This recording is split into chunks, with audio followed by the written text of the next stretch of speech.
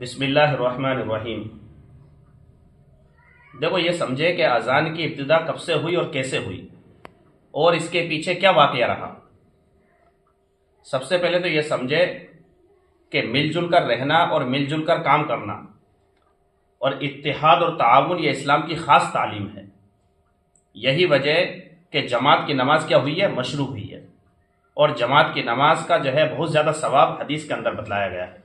یوں فرمایا کہ جو آدمی جماعت سے نماز پڑھتا ہے تو اس کو 27 گنا زیادہ ثواب ملتا ہے۔ تو اذان کی ابتدا اس طریقے سے ہوئی۔ سب سے پہلے تو یہ سمجھے ہم کہ مکہ کے اندر اللہ کا نام لینا بھی بہت مشکل تھا، تو وہاں تو اذان دینا جو ہے بہت ہی مشکل تھا۔ وہاں لوگ صحابہ اکرام اللہ کے نبی صلی اللہ علیہ وسلم چھپ چھپ کر نماز پڑھا کرتے تھے۔ جب صحابہ اکرام مدینہ ہجرت کر کے چلے گئے تو مدینہ جانے کے بعد ان کو اتنی اجازت مل گئی کہ وہ کھلم کھلا نماز پڑھ لیں۔ تو تمام صحابہ ایک اندازے سے مسجد پہنچا کرتے تھے، اور وہاں جانے کے بعد دیکھتے تو کسی کو تو جماعت مل جاتی، اور کوئی اس وقت میں پہنچتا جب تک کہ جماعت ہو چکی تھی۔ تو بعض لوگ تو جو ہے جماعت پا لیتے اور بعض لوگوں کی جماعت جو ہے فوت ہو جاتی۔ تو ایک دن اللہ کے نبی صلی اللہ علیہ وسلم نے صحابہ کرام سے مشورہ کیا، تمام صحابہ کو جمع کیا اور ان سے یہ رائے لی کہ ایسی کیا صوت ہو، یعنی ایسی کیا آواز ہو کہ تمام کے تمام مسلمان ایک وقت میں مسجد میں جمع ہو جائے۔ کیونکہ بعض لوگ جلدی آ رہے، بعض لیٹ آ رہے۔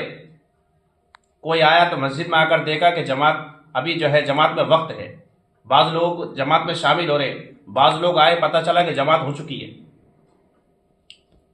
تو صحابہ کرام کو اس کا بڑا افسوس ہو رہا تھا کہ ہم سے جماعت کی نماز فوت ہو رہی ہے۔ تو اللہ کے نبی صلی اللہ علیہ وسلم نے صحابہ کرام سے مشورہ کرا، تو صحابہ کرام نے جو ہے الگ الگ رائے دی۔ کسی نے کہا کہ اللہ کے نبی صلی اللہ علیہ وسلم اس کا طریقہ یہ ہے کہ نماز کے وقت میں ایک جھنڈا لیا جائے اور اس کو بلند کر دیا جائے، تاکہ تمام جو ہے شہر والے اس جھنڈے کو دیکھ کر مسجد کے اندر داخل ہو جائے، مسجد کے اندر آ جائے۔ اس سے ان کو جماعت کی نماز مل جائے گی۔ بعض نے جو ہے الگ الگ رائے دی۔ کسی نے جو ہے بگل بجانے کا مشورہ دیا، کسی نے گھنٹی بجانے کا مشورہ دیا کہ جیسی نماز کا وقت ہو گھنٹی بجا دیا کرے، تاکہ گھنٹی کی آواز سن کر سارے لوگ جو ہے مسجد کے اندر جمع ہو جائے اور جماعت سے نماز پڑھ لے۔ سب نے الگ الگ رائے دی۔ حضرت عمر فاروق رضی اللہ تعالیٰ عنہ نے رائے دی، اے اللہ کے نبی صلی اللہ علیہ وسلم، نماز کے وقت میں ایک آدمی پورے جو ہے محلے میں گھوم جایا کرے اور یہ اعلان کرے الصلاۃ جامعہ، الصلاۃ جامعہ، یعنی نماز کا اجتماع ہو رہا ہے، نماز کے لیے جمع کیا جا رہا ہے۔ اللہ کے نبی صلی اللہ علیہ وسلم نے اس بات کو پسند فرمایا کہ یہ بات ٹھیک ہے، لیکن یہ حتمی فیصلہ نہیں تھا کہ اس پر فیصلہ کر دیا ہو، ایسا نہیں۔ اس پر جو ہے کچھ وقت کے لیے عمل ہوا۔ اس کے بعد ایک صحابی جن کا نام حضرت عبداللہ بن زید بن عبد ربی، حضرت عبداللہ بن زید بن عبد ربی، انہوں نے خواب دیکھا، اور خواب کے اندر کیا دیکھتے کہ ایک شخص ہے، اور وہ شخص کون تھا؟ وہ فرشتے تھے۔ کون تھے؟ فرشتے۔ انہوں نے ایک فرشتے کو دیکھا کہ ان کے ہاتھ میں ایک ناقوس ہے، تو انہوں نے ان سے کہا کہ تم اس کو بیچتے ہو، ناقوس کو بیچتے ہو؟ تو فرشتے نے پوچھا بھائی تمہیں کس کام کے لیے چاہیے؟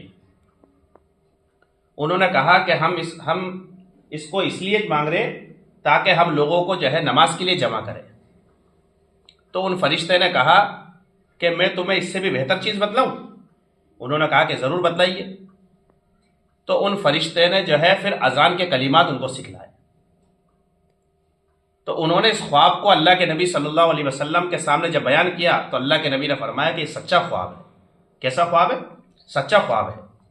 پھر آپ نے جو ہے حضرت بلال حبشی رضی اللہ تعالیٰ کو بلایا، کیونکہ حضرت بلال کی جو آواز تھی وہ بہت بلند تھی۔ حضرت بلال سے کہا کہ آپ اذان دیجئے۔ جب حضرت بلال نے ان الفاظ کو کہا جو فرشتوں نے خواب میں بتلائے تھے، تو فوراً حضرت عمر فاروق رضی اللہ تعالیٰ دوڑتے ہوئے آئے اور انہوں نے کہا اللہ کے نبی صلی اللہ علیہ وسلم، یہ خواب تو میں نے بھی دیکھا ہے۔ تو آپ صلی اللہ علیہ وسلم بڑے خوش ہوئے اور آپ نے فرمایا کہ یہ حقیقت میں سچا خواب ہے۔ تو اذان کے مشروع ہونے کا اور اذان کی ابتدا کا واقعہ یہ رہا کہ خواب میں ایک فرشتے نے ان کو اذان کے کلمات سکھلائے اور پھر اس کے بعد اذان شروع ہو گئی۔ اب یہاں پر ایک بات ہم یہ بھی سمجھیں، بھائی اذان کے کلمات تو ہمیں معلوم ہے کہ اذان کس طریقے سے کہی جاتی ہے، لیکن جب ہمارے سامنے اذان ہو تو اذان سننے والے پر اس کا جواب دینا ضروری ہوتا ہے۔ جیسے مؤذن نے کہا اللہ اکبر اللہ اکبر، تو ہم بھی اس کے جواب میں کیا کہیں گے؟ آہستہ اللہ اکبر اللہ اکبر۔ لیکن حی علی الصلاۃ اور حی علی الفلاح کے جواب میں لا حول ولا قوت الا باللہ کہا جائے گا۔ تمام الفاظ وہی بولے جائیں گے، اشہد ان لا الہ الا اللہ، اشہد ان لا الہ الا اللہ، تو جواب میں یہی الفاظ دہرائے جائیں گے، اشہد ان محمد رسول اللہ، اشہد ان محمد رسول اللہ۔ لیکن جب حی علی الصلاۃ اور حی علی الفلاح کہا جائے گا تو اس کے جواب میں کیا کہا جائے گا؟ لا حول ولا قوت الا باللہ۔ سمجھ میں آ رہی نا بات؟ تو یہ اذان کے الفاظ ہیں۔ اسی طریقے سے فجر کے اذان کے اندر ایک الفاظ زیادہ بولا جاتا ہے اور وہ ہے الصلاۃ خیر من النوم، الصلاۃ خیر من النوم۔ اس کے جواب میں یہ کہا جائے گا، جب یہ کہا جائے الصلاۃ خیر من النوم تو جواب میں آہستہ سے کہے صدقتا و بررتا، سچ کہا اور اچھی بات بتلائی۔ تو آپ حضرات کی امید ہے کہ سمجھ میں آ گیا ہوگا پورا واقعہ۔ تو یہ خواب دیکھنے والے صحابی کا کیا نام تھا؟ حضرت عبداللہ بن زید۔ ٹھیک ہے، سمجھ میں آ گیا؟